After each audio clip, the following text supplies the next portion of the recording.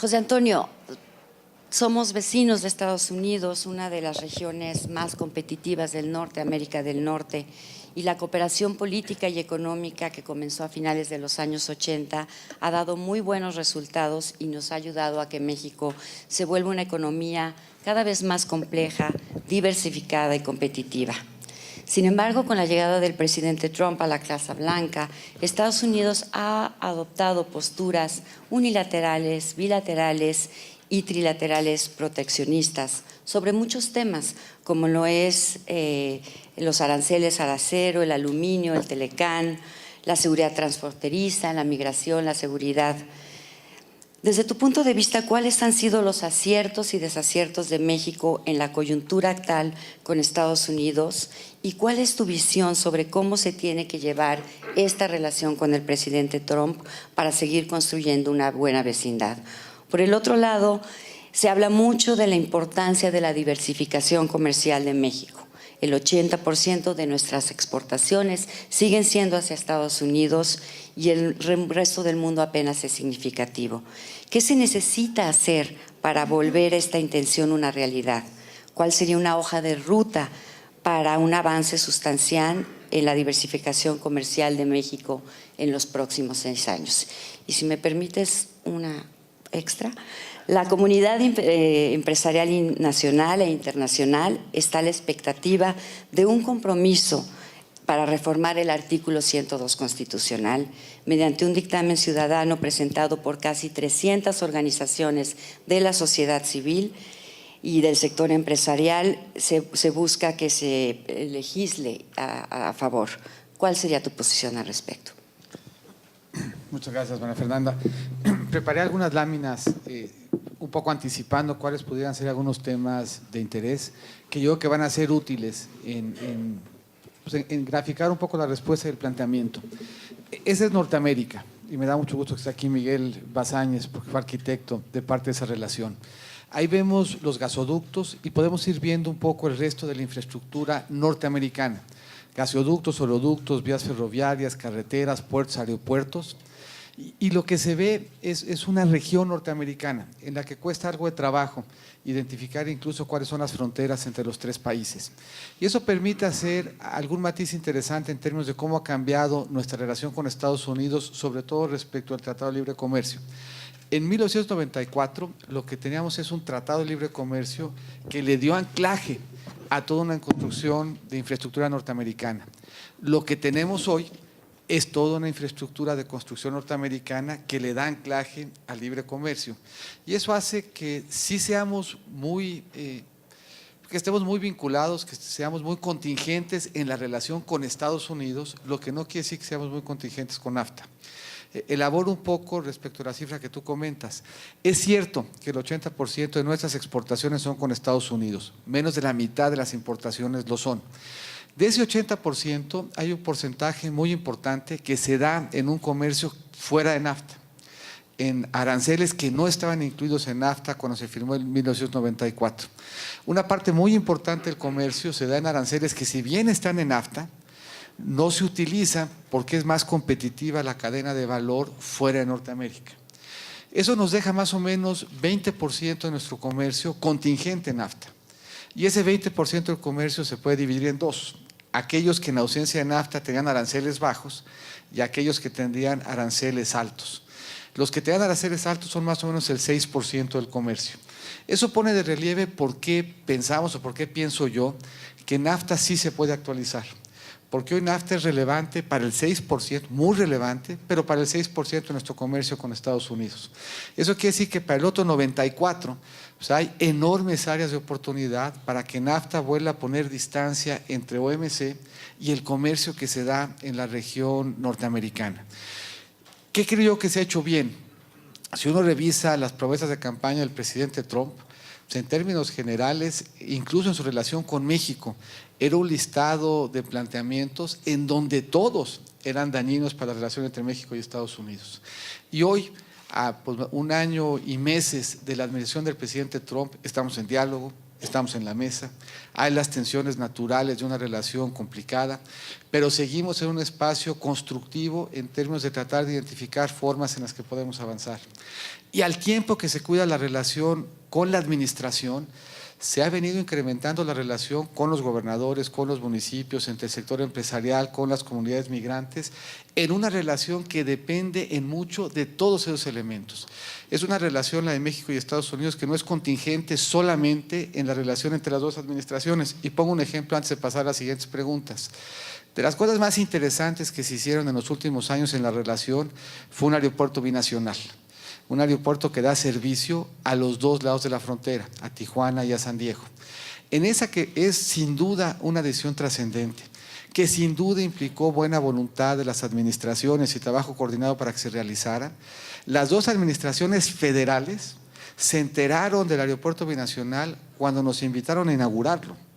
Esto es, la comunidad empresarial trabajando por fuera de las administraciones, pues logró implementar una decisión trascendente que hoy implica la posibilidad de bajarse en San Diego y salir en Tijuana, o aterrizar en Tijuana y salir a San Diego con un gran espacio de modernidad.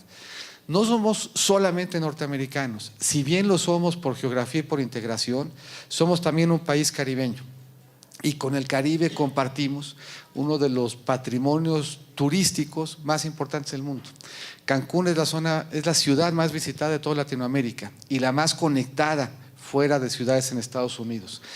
Ahí tenemos retos particulares: transporte marítimo de corta distancia, el abasto en términos comerciales de las islas, pero si desarrollamos una buena estrategia caribeña, podemos potenciar todavía más como destino todo el sureste de nuestro país.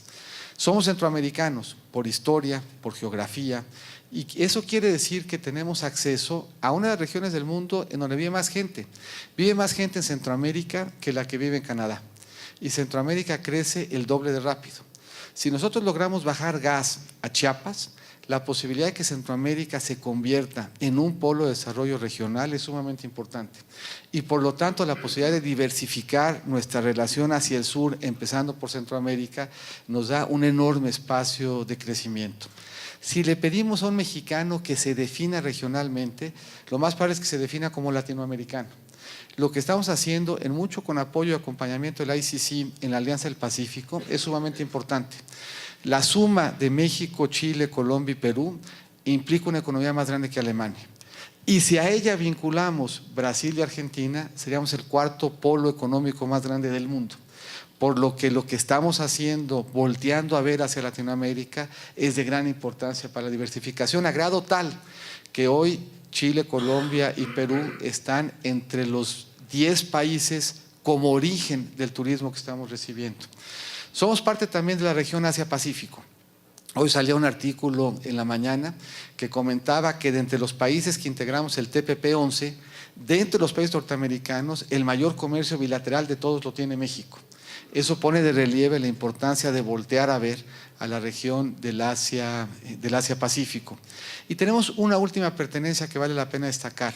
Somos un país del G20. Y eso quiere decir que nos juntamos con los países del G20 por lo menos 3 veces al año.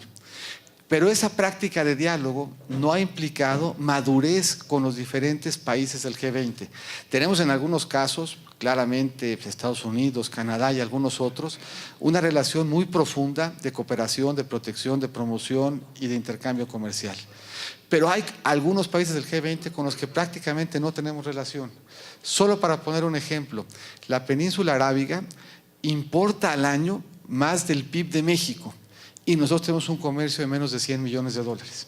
Debiéramos de aspirar a tener una relación madura y profunda con cada uno de los países del G20. Y si eso hacemos, habremos logrado como país convertir nuestras pertenencias en oportunidades y darnos espacios de desarrollo aprovechando algo que solamente tiene México.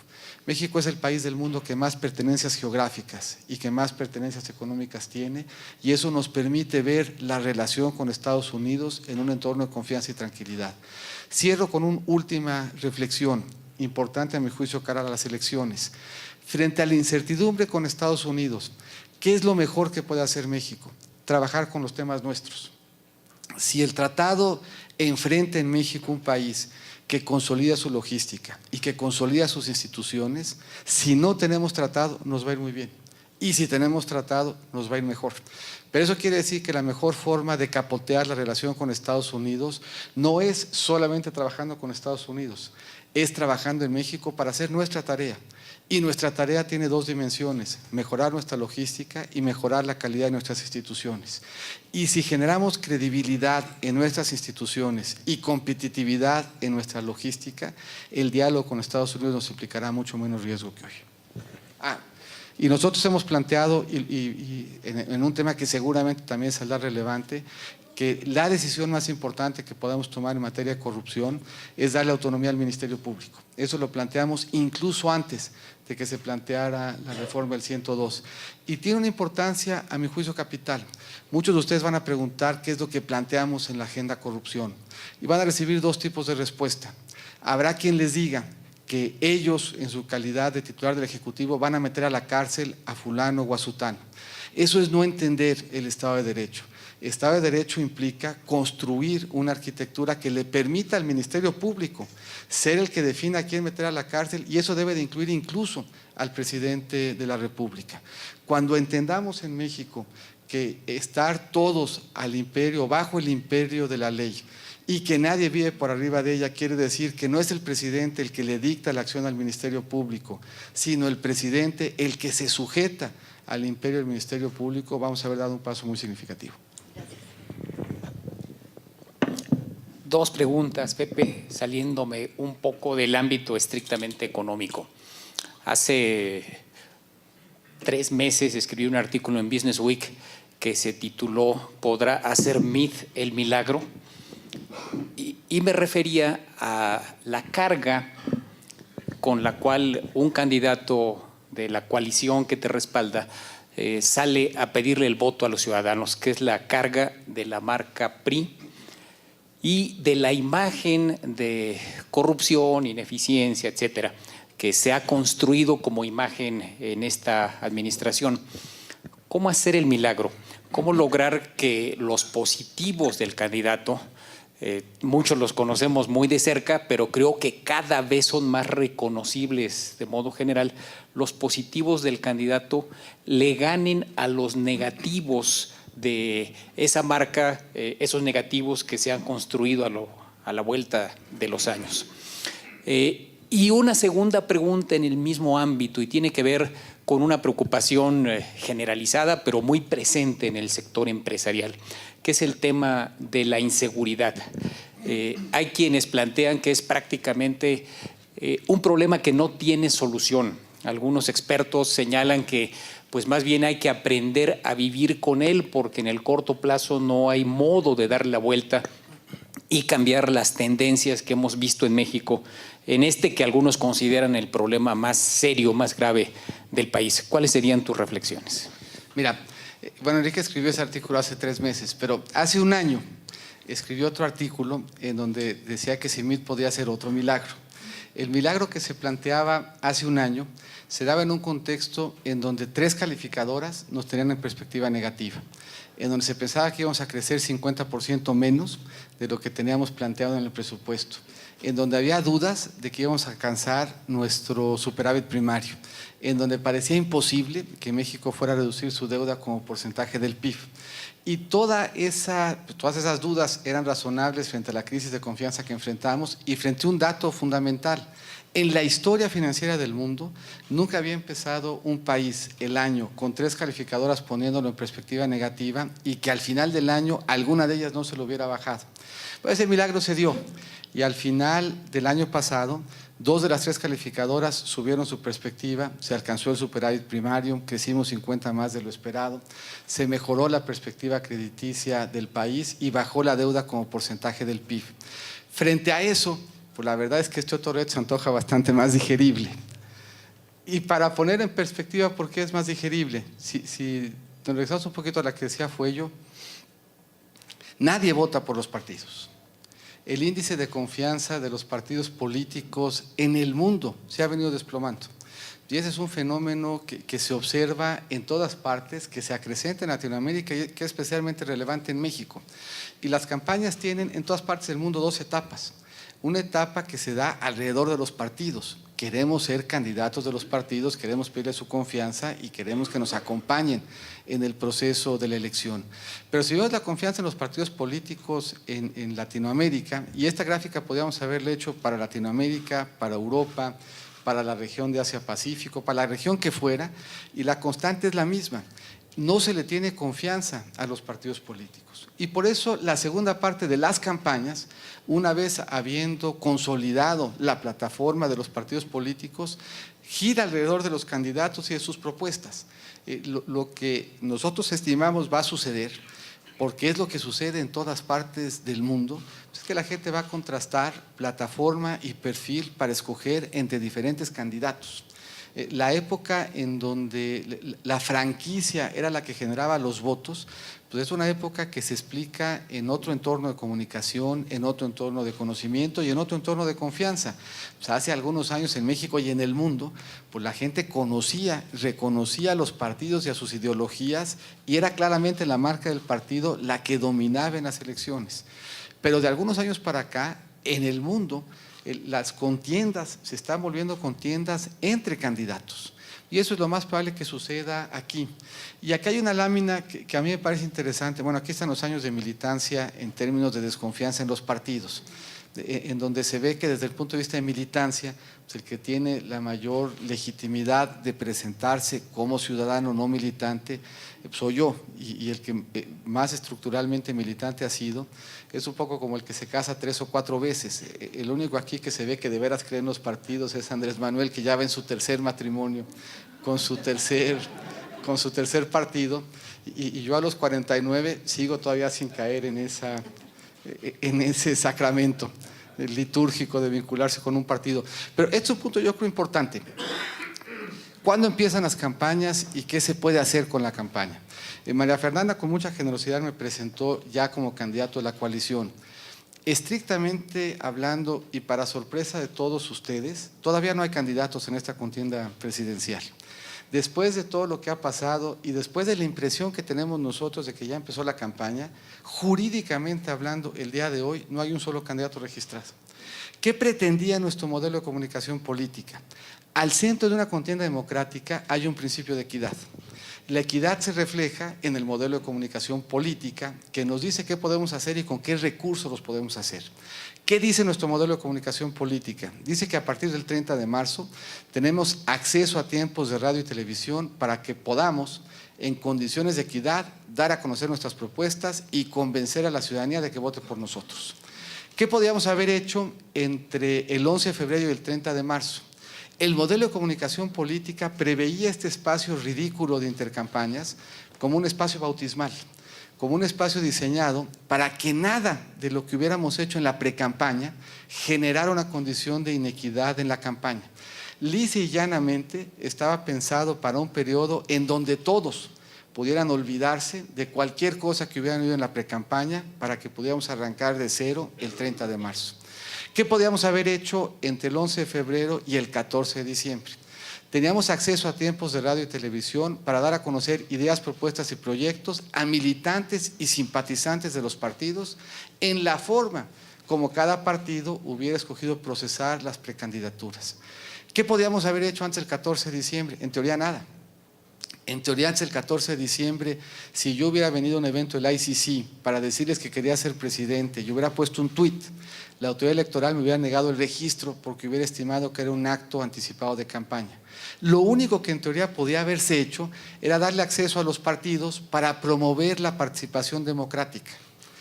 Por alguna dificultad en la comprensión del español de Andrés Manuel y por alguna dificultad del ejercicio del arbitraje por parte del INE, pues dejaron que esa, que era la posibilidad de comunicación, se tradujera no en promover la participación democrática, sino en promover la figura de Andrés Manuel y después de Ricardo, que correctamente hizo lo mismo que Andrés Manuel. Pues cuando vio que Andrés Manuel ya llevaba 3 millones de spots, pues Ricardo hizo lo mismo y los dos usaron recursos fiscales en especie para promover su imagen. ¿Cómo estábamos parados el 14 de diciembre? Andrés con 3.7 millones de spots, si suponemos 3,000 pesos por spot, son 10,500 millones de pesos en recursos fiscales invertidos en su imagen. Ricardo 1.4 de a 3,000 por spot, son más o menos 4,000 millones de pesos invertidos en su imagen. Y yo cero. Mi primera participación en un spot fue con Juana, deseándoles a ustedes feliz Navidad. Y como Juana es bastante más simpática que yo, en febrero seguíamos deseando feliz Navidad, aun cuando ya era el Día de la Candelaria, que es algo que tendríamos que haber seguramente que modificar. Pero bueno, el punto, y es un punto valioso desde el punto de vista de qué va a pasar ya en la campaña. O sea, el punto es que la diferencia desde el punto de vista de equidad entre los tres que probablemente vayamos a contender será enorme. ¿Qué estamos viendo hoy en la contienda y qué estamos viendo hoy en los análisis? Eso, estamos viendo un candidato en su tercera vuelta presidencial con 10,500 millones de pesos invertidos en su imagen, uno en su tercer año de campaña con 4,500 millones y uno que lleva 4 meses. ¿Quién va a ganar? Pues el que en los últimos 4 meses ha crecido más cuando todavía no empieza la campaña. Entonces, desde el punto de vista de la contienda y de los negativos, estamos bien parados en términos de haber sido la alternativa que más ha crecido antes de que empiece la campaña, con una gran desventaja en términos de equidad. Y en una campaña que gira alrededor del candidato y de sus propuestas. Y yo que empieza a quedar de nuevo, como dicen los abogados, meridianamente claro, que hay diferencias en las propuestas y que hay algunas propuestas que nos mueven a un mejor rumbo y un mejor destino y que hay un conjunto de propuestas que nos mueven en la dirección de un peor destino y que implicarían para México un retroceso grave. Esa será nuestra responsabilidad en campaña, generar convicción. Pero mientras más de ustedes ayuden a generar la convicción de que si hay dos rumbos y que los rumbos son diferentes para el país, pues mejor resultado tendremos, yo creo, en la contienda electoral. Seguridad. Ahí también preparamos un par de láminas que nos parecen interesantes para poner en perspectiva el reto. Ahí están los homicidios dolosos por cada 100,000 habitantes en 1997. 97, un año complicado, en diferente intensidad de azul, y la verdad es que fue yo que me ayudó a hacer las gráficas, no escogió poner el azul por alguna connotación política, sino nada más porque generaba mejor contraste en la imagen. Problemas en el noroeste y la violencia en general, una violencia que veíamos en el sur, y en rojo vamos a ver las armas producidas en Estados Unidos. Si vamos avanzando, tenemos un buen arranque de ciclo. Del 2000 al 2006, la verdad es que las condiciones de seguridad en México fueron bastante buenas. Desde 2007 al 2011 se da un incremento bien importante en la violencia.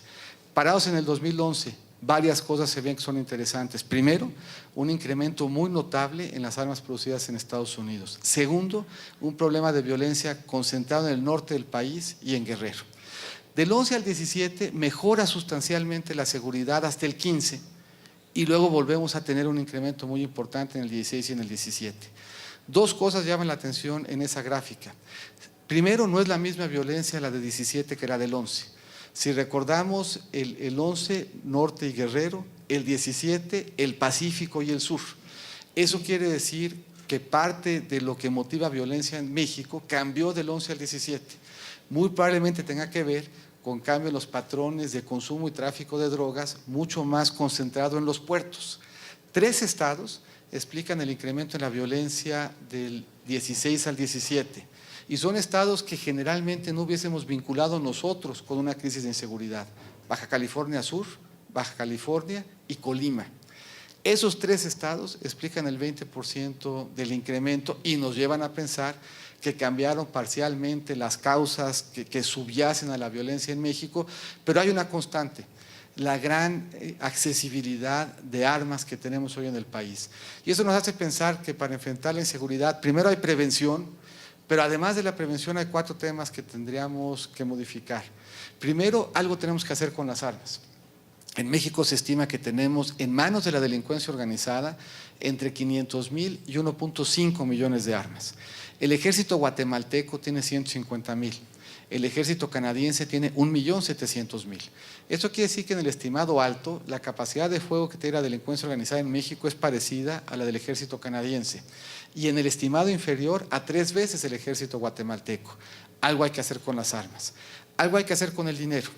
En prácticamente todas partes del mundo, el dinero y la responsabilidad penal se disocian. La extinción de dominio en muchos lugares del mundo es un proceso civil que implica una carga de la prueba distinta que el proceso penal, que implica acreditar por parte del Estado más allá de cualquier duda razonable. Pero hoy solamente puedo yo extinguir el dominio de alguien que acredito como responsable de un delito y al que le vinculo el bien específico. En general, en delincuencia organizada y en general en investigaciones de corrupción, lo que se hace es que se empieza primero quitando el dinero, las más de las veces por un proceso civil, y después se sigue el proceso penal, y eso hace mucha diferencia. Tenemos que tener más policías y tenemos que tenerlos mejor pagados. Pero tenemos que dar un paso adicional del que se habla poco, pero a mi juicio es muy relevante. Tenemos que mejorar el entorno de coordinación entre estados, y eso parte desde la forma como definimos los delitos. En México seguimos viviendo en un mundo en donde los delitos se definen entre el fuero federal y el fuero común. Cada estado define el delito como cada estado quiere, cuando realmente el fenómeno delincuencial pues, no reconoce ya hoy las fronteras entre estados. Y pongo dos ejemplos. Nuevo León es el segundo estado con más extorsiones por cada 100,000 habitantes en el país. No tiene tipificada la extorsión como delito. En el otro extremo, Jalisco, Nayarit, Zacatecas, definen de diferente manera y castigan con diferente severidad el robo a casa habitación. Donde la pena máxima es menor entre los tres es en Jalisco. Donde la incidencia en el robo a casa habitación es mayor es en Jalisco.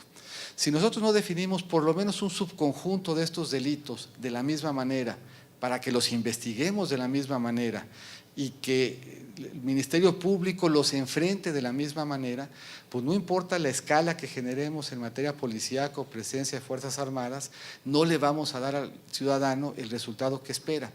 ¿Cómo debería determinarse la competencia en un delito? Por la forma como se comete.